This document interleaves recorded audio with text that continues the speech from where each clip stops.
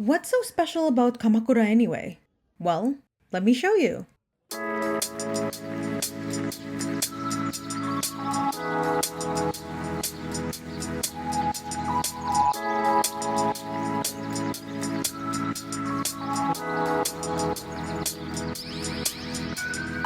Konnichiwa everyone! Today we're in Kamakura. Kamakura is one of the best spots to go to for a short day trip out of Tokyo, especially if you want something totally different from the hustle and bustle of the city. I'm so excited to show you around. My name is Hana and this is Whatchuhanado, Kamakura. Woo! What you Hana do? What you Hana do when they come for you? A lot is to be said about Kamakura. First, it has amazing history behind it, being the place where Japan's first samurai government was established in the 12th century as granted by the Japanese emperor. If I explain the whole history behind it, it would have to be its own video because it's super interesting, but also quite long. So yeah. Second, it feels like a smaller Kyoto because it has a lot of shrines and temples concentrated into such a small area. And lastly, it's only an hour by train from Tokyo, but it has a totally different atmosphere and vibe having its own coastal area. Shrines and temples plus surfing at the beach? Such a cool combination. Anyway, let's get to the list. Number 1, Meigetsu-In. Originally, Meigetsu-In was founded as a religious retreat in the late Heian period, so around the year 794 to year 1192. But soon became a part of the much larger Zenkoji temple and served as sort of like a temple guest house for many years, until Zenkoji temple was dismantled following the Meiji Restoration in 1868. It later became a Zen temple of the Rinzai sect and was founded by a powerful statesman named Uesugi Norikata.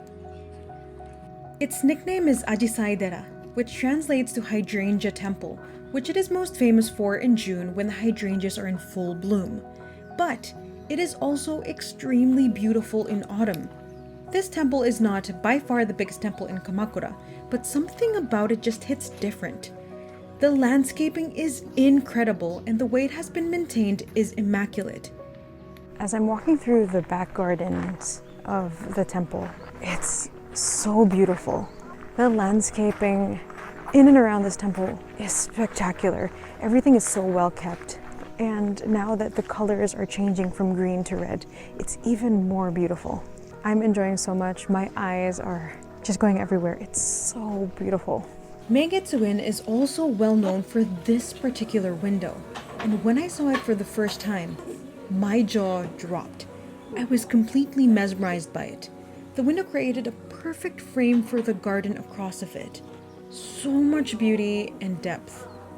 I gasped a little when I saw the window. Boy, I would love to see that every day when I wake up.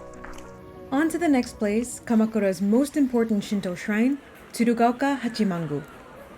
Tsurugaoka Hachimangu was founded in year 1063 by Minamoto Yoriyoshi, but was moved and enlarged to where it is now by Minamoto Yoritomo, the founder and first shogun of the Kamakura government.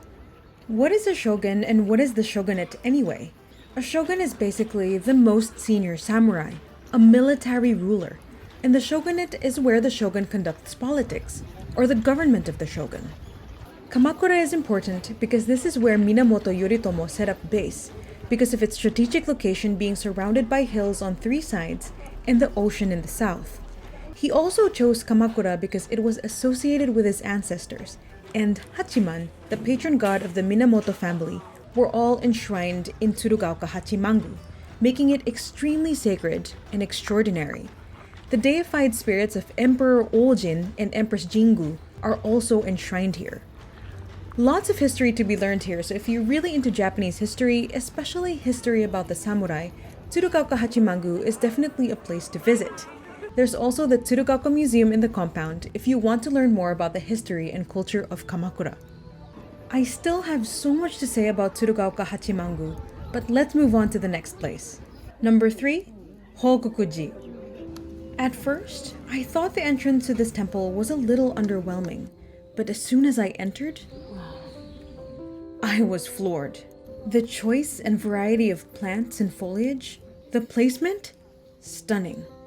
Anyway, Houkokuji was founded in 1334 by priest Tengan Eko. It was the family temple of the Ashikaga and Uesugi clans, and it was founded to pray for the soul of Ashikaga Ietoki, grandfather of Ashikaga Takaoji, the first shogun of the Ashikaga shogunate. The Ashikaga family's ashes are also said to be buried in the large cave at the west side of the temple.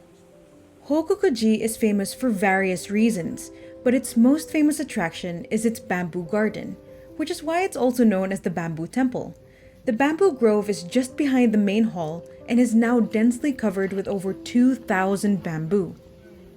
It's only a fraction of the size of Arashiyama in Kyoto, but still really beautiful. The path even leads to a small tea house where you can enjoy a cup of matcha while savoring the view of the bamboo grove. This temple is gorgeous. It's much smaller compared to a lot of other temples in the area, but it's so peaceful. I personally really loved it because of its gardens, and with all the variety of plants, it's sure to look beautiful in any season. Now, for the food and trinket lovers, the next one is for you, Komachi Street. Komachi Street begins just outside of the east exit of Kamakura Station. It has about 250 stores in only around 360 meters of street. I love this street. It's a little crowded right now, but it's still so charming. Sometimes when I go here, I can't believe that it's only around an hour and a half away from Tokyo. It's so different. Yeah, kind of like an older Harajuku though. Like the buildings are much more quaint. They have a little bit more, how do I say, character to them. In addition to stores selling daily stuff for locals, there are a lot of souvenir stores, restaurants, and my favorite, street food kiosks. I love having street food here. Lots of delicious food to choose from. Here's what I had to try.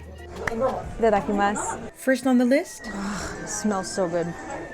I had to get a meat and shirasu steamed bun. It was delicious. Well, Kamakura is famous for different types of food, but especially shirasu, which is like a small fish. So I had to try this shirasuman, and it's so good. It's a little bit tangy, not just savory like your typical nikuman. It has a bit of a kick. Next I'll have this dashi tamagoyaki.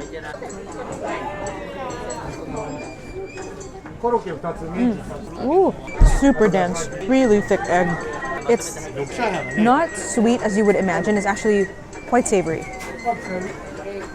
And last but not least, for this restaurant, this stall, we have menchikatsu, another popular street food to eat in Komachi Street. So this is deep fried minced meat.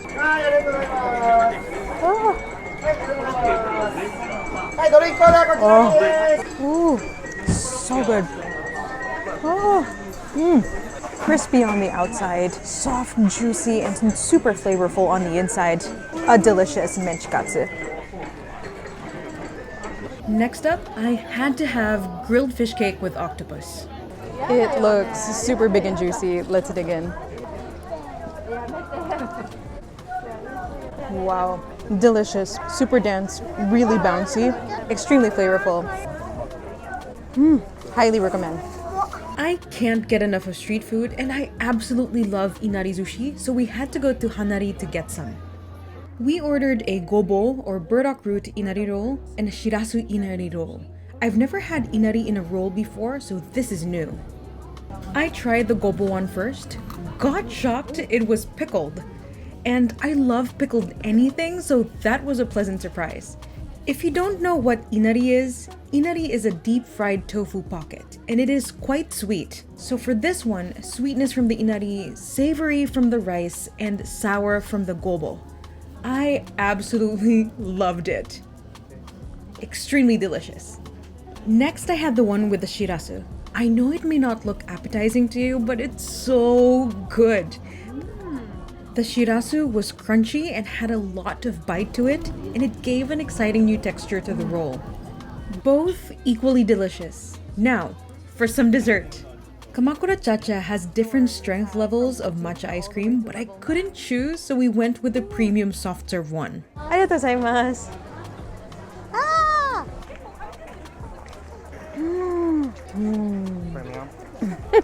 Definitely premium. You can taste the bitterness of the matcha and also the sweetness because it is a soft serve ice cream. I have a lot of friends who don't like matcha, and then they came to Japan, and then they became matcha fans. So if you don't like matcha, where you're from, I highly suggest you come to Japan and give the matcha a try. Okay, now having been filled with delicious food, let's move on to the next place, Kotoku-In. If you look up any list on the internet about where to go or what to do in Kamakura, Kotoku-In will always be a part of the top 3. This temple houses the Daibutsu statue, or the Great Buddha. It is no exaggeration to say that the Kamakura Great Buddha is the most famous statue in all of Kamakura. Just to give you a comparison, the Great Buddha at Todaiji Temple in Nara is around 15 meters tall, 18 meters including the pedestal, and it was built in year 742. The Great Buddha of Kamakura is 11.3 meters tall, around 13.3 meters including the pedestal, and was built in year 1252. So it's pretty big. You can even go inside the Great Buddha if you'd like. The temple grounds also has some seating areas, and the trees around the temple are also so beautiful. The next place isn't exactly a place, but a train line. Enoshima Dentetsu. The Enoshima Dentetsu was opened in 1902, and the railroad connects Kamakura to Fujisawa via Enoshima. The journey from Kamakura to Fujisawa Station takes around 37 minutes, and the train runs along the sea, making it one of the most popular tourist attractions in this area with very nice scenery. If you do want to stop at one of the stations though, We just got off the stop called Kamakura Koukou Mae. If you really love anime, and I'm talking about OG anime, I think you're gonna love this next activity. I grew up a big fan of the anime Slam Dunk, and this iconic scene from the opening song with Sakuragi being in front of the railroad crossing was based off of this place. Lots of people stop by and take pictures of Enoden passing, so it's a big tourist spot. And now onto the last place on our list, and only one stop away from Kamakura Koukou Mae, Shichirigahama Beach. I got so excited over the view that I couldn't even say the name of the place right. Where are we? Shichirigahama Beach? Shichirigahama Beach? Shichirigahama? Shichirigahama? Okay, that's where you are. I can't because I can just see Mount Fuji right there. Right there. Mount Fuji's right there. We were extremely grateful because we got an incredible view of the sunset and Mount Fuji. I mean, look at that. What an amazing way to end a day. We just stayed there for a while admiring the view and the people that were also enjoying the view. Whoever lives in that house, by the way, is so fortunate to see a view like this all the time. There are also a lot of cafes and restaurants on that street, so you can enjoy the view from there too.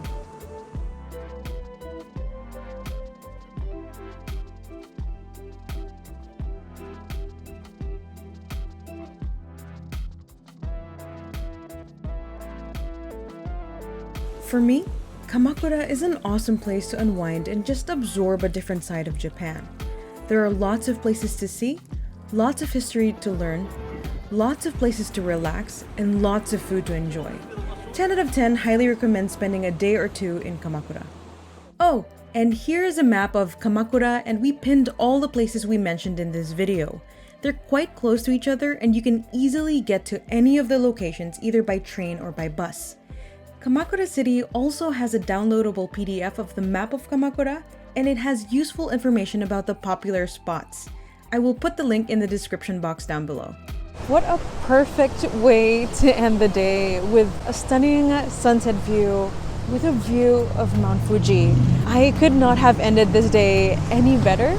So yeah, thank you so much for watching this video. If you like this video, click like down below. And if you want to see more content about Japan, you know what to do. So until next time, Janet, and see you in the next video. Woo!